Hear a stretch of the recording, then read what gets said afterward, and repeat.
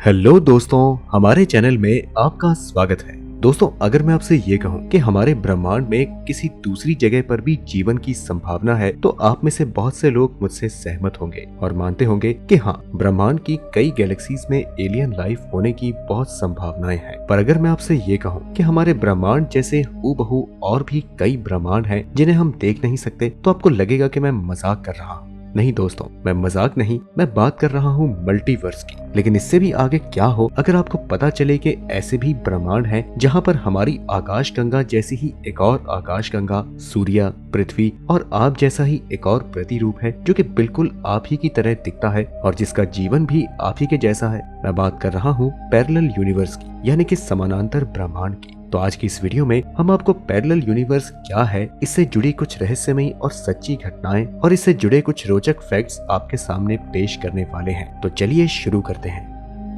साल 1954 में वैज्ञानिक ह्यूज एवरेट ने पहली बार पैरेलल यूनिवर्स के विचार को बताया था। उनका कहना था कि हमारी तरह और ब्रह्मांड भी हो सकते हैं। एवरेट ने इस थ्योरी को तब नकार दिया था, लेकिन बाद में जब साइंटिस्ट मैक्स टैगमार्क ने क्वांटम सुसाइड का प्रयोग किया, तब इस थ्योरी को लोगों ने गंभीरता से लिया। इसके बाद महान भौतिक वैज्ञानिक स्टीफन हॉकिंग ने भी पैरेलल यूनिवर्स की थ्योरी को माना था। उनकी मृत्यु से पहले एक रिसर्च पेपर पब्लिश हुआ जिसके ऊपर पैरेलल यूनिवर्स के बारे में लिखा था। उनके मुताबिक इस ब्रह्मांड में हम अकेले नहीं हैं और आगे चलकर हमें पता चल जाएगा कि हमारे जैसे और भी कई ब्रह्मांड अस्तित्व में हैं, जिनके द्वारा दिया जाने वाला मैसेज ये था कि we are not down to a single unique universe, but our findings imply a significant reduction of the multiverse to a much smaller range of possible universes. दोस्तों, पैरेलल यूनिवर्स के कॉन्सेप्ट के पीछे कुछ theories हैं जो कि बताती हैं कि इस अंतरिक्ष में सिर्फ हमारा ही एक ब्रह्मांड नहीं है। स्पेस फ्लैट थ्योरी के हिसाब से अब तक हम ये नहीं जानते हैं कि अंतरिक्ष का आकार क्या है, लेकिन एक थ्योरी के अनुसार इसका आकार फ्लैट है और ये अंतरिक्ष अनंत है, यानी कि इसका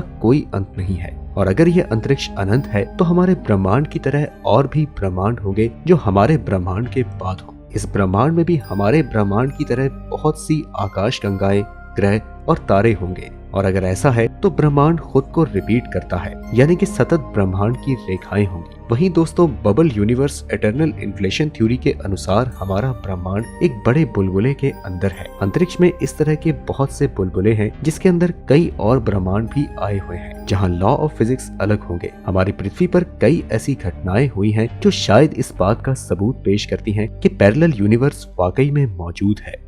दोस्तों, पैरेलल यूनिवर्स की ये घटना 1988 में स्ट्रेंज मैगजीन में पब्लिश हुई। ये घटना है 20 अक्टूबर 1969 की, जब दो लोग कार लेकर हाईवे नंबर 167 से लफेट नाम की एक जगह पर जा रहे थे। वो लोग जिस हाईवे से जा रहे थे वह बिल्कुल शांत था और उन्हें दूर दूर तक कोई दूसरी कार या कुछ भी दिखाई नहीं दे रहा था। इसके बाद उन्होंने अपनी कार की स्पीड बढ़ाई और आगे उन्हें एक और कार जाती हुई दिखाई दी। उन लोगों ने अपनी कार की स्पीड और बढ़ाई ताकि वे अपने आगे वाली कार के पास पहुंच सके। लेकिन उस कार को देखकर ये दोनों हैरान हो गए, क्योंकि उस कार का मॉडल उन्हें कुछ पुराने जमाने का लग रहा था, जो शायद उस समय बनता भी नहीं था। जब उन्होंने पास जाकर देखा तो उस कार के लाइसेंस प्लेट पर साल 1940 प्रिंट हुआ था और जिस समय यह घटना हुई वह साल 1970 था। ये सब और भी अजीब तब हो गया जब उन लोगों ने उस कार के ड्राइवर को देखा और उस कार को एक यंग लड़की चला रही थी और पीछे पैसेंजर सीट पर एक बच्चा बैठा हुआ था। आपको बता दें कि उस लड़की के कपड़े भी उस समय के नहीं लग रहे थे और वे काफी ओल्ड फैशन थे। वो लड़की बेहद कंफ्यूज थी और डरी हुई लग रही थी। वो लगातार बस इधर उधर देख रही थी और ये सब देखकर उन लोगों ने उस लड़की से पूछा कि क्या उसे कुछ मदद चाहिए, जिसके बाद उस लड़की ने अपना सिर हिलाकर हाँ कहा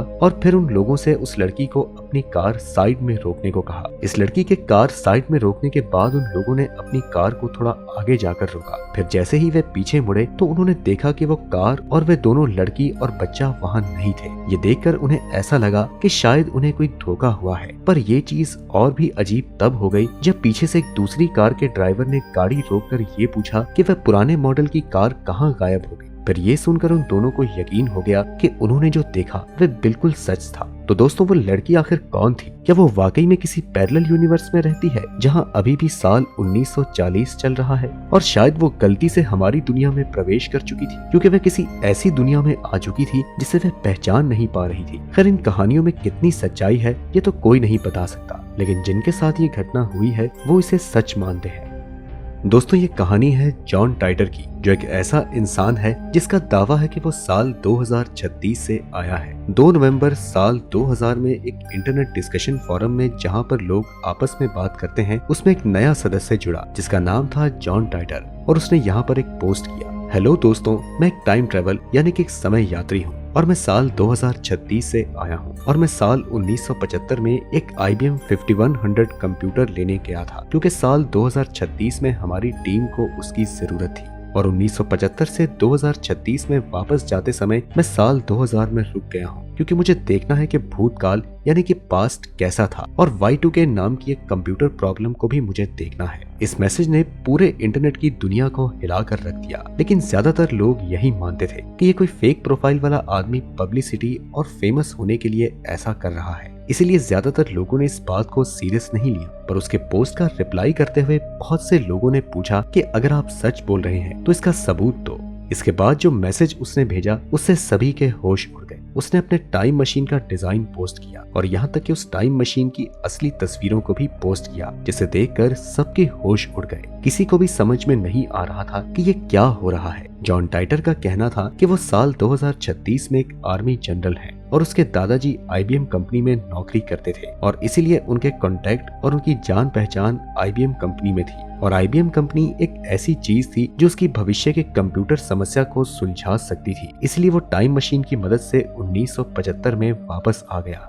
अब आपके मन में एक सवाल आ सकता है कि अगर वो सच में भविष्य से आया है तो उसको तो पता ही होगा कि आगे क्या होने वाला है। अब आप सोचेंगे कि क्या उसने भविष्य की घटना के बारे में बताया था, तो जवाब है हाँ, बिल्कुल बताया था। जॉन टाइटर ने एक पोस्ट की जिसमें कि उसने कहा कि पेरू में एक बहुत ही विशालकाय भूकंप आने वाला है, और उसकी इस पोस्ट के कुछ ही दिनों बाद 23 जून 2001 में पेरू में इतिहास का सबसे बड़ा भूकंप आया। उसने ये भी चेतावनी दी कि इंसानों को स्पेस शटल ओवरहीटिंग प्रॉब्लम को सॉल्व कर लेना चाहिए, नहीं तो भविष्य में बहुत बड़ा हादसा हो जाएगा। और इस पोस्ट के बाद 21 फरवरी 2003 में हमें ये घटना देखने को मिली। कोलंबिया स्पेसक्राफ्ट इसी दिन दुर्घटनाग्रस्त हुआ था। साल 2004 का ओलंपिक आखिरी ओलंपिक होगा। इसके अलावा उसने और भी तरह तरह की घटनाओं के बारे में कहा, लेकिन जैसा कि हम लोग जानते हैं कि ये बात गलत साबित हुई, क्योंकि 2004 के बाद सन 2008 में भी ओलंपिक हुआ, और अगर इसकी सभी बातों की जांच की जाए तो लगभग आधी बातें झूठ साबित हुई और आधी बातें सच्ची।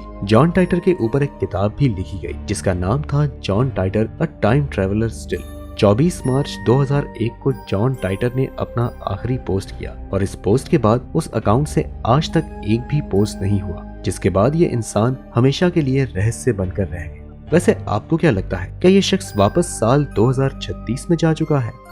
दोस्तों, टाइम स्लिप एक ऐसी घटना है जिससे कि आप एक समय से दूसरे समय में अचानक से स्लिप हो जाते हैं। जैसे कि मान लें कि आप अपने घर के आसपास के मॉल में आते जाते रहते हैं, और जब भी आपको हेयर कट कराना हो तब आप उस मॉल के अंदर ही करवाते हो। पर एक दिन आप मॉल से निकले और आपने देखा कि मॉल के बगल में एक अजीब सा हेयर कट सैलून मौजूद है। आप उस सैलून में हेयर कट करवाने गए, फिर आप वापस अपने घर चले गए। घर आने के बाद आपने ये देखा कि आपका हेयर कट तो बहुत अच्छा है, तो आपने ये फैसला किया कि अब से आप हेयर कट वहीं से करवाएंगे, उसी छोटे सैलून से, न कि उस मॉल से। पर जब आप दूसरी बार उस जगह पर जाते हैं तो आपने देखा कि वहाँ पर तो कोई सैलून मौजूद नहीं है, और अपने आसपास के लोगों से आप पूछते हैं कि यहाँ एक सैलून था ना, मैं तो कुछ दिन पहले यहाँ आया था, तो उन्होंने कहा कि नहीं, यहाँ तो कोई सैलून नहीं है। सैलून था जरूर, पर आज से 10 साल पहले, जो कि कब का बंद हो चुका है। तो अब आप सोच रहे होंगे कि यहाँ पर क्या हुआ, तो आपको बता दें कि आप थोड़ी देर के लिए टाइम स्लिप अनुभव कर रहे थे, यानी कि 10 साल पहले वाला टाइम आप थोड़ी देर के लिए अनुभव कर पा रहे थे। 10 साल पहले वाले सैलून में आप अपना हेयर कट करवाने आए थे। अब इसके पीछे क्या रहस्य है ये विज्ञान भी नहीं जान पाया, लेकिन इस घटना को बहुत से लोगों ने अनुभव किया है।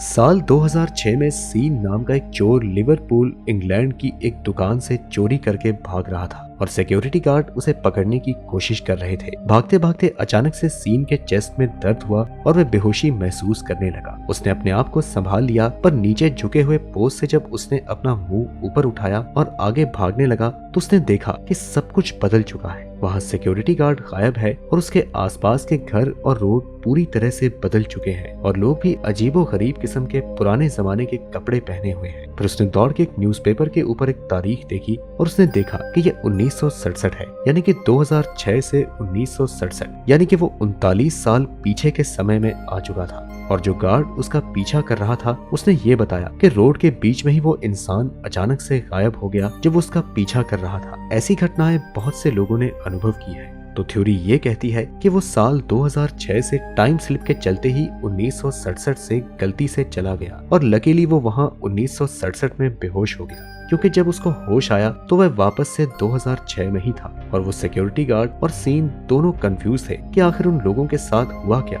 ये कहानी सच है या नहीं ये कोई नहीं जानता और कोई इसे कंफर्म नहीं कर पाया है, पर लोग आज भी इस बात का दावा करते आए हैं। तो दोस्तों आज के लिए इतना ही। वैसे क्या आपने भी कभी पैरेलल यूनिवर्स या टाइम ट्रेवल का अनुभव किया है? हमें कमेंट में जरूर बताएं। हम मिलते हैं आपसे अगली वीडियो में, तब तक के लिए नमस्कार।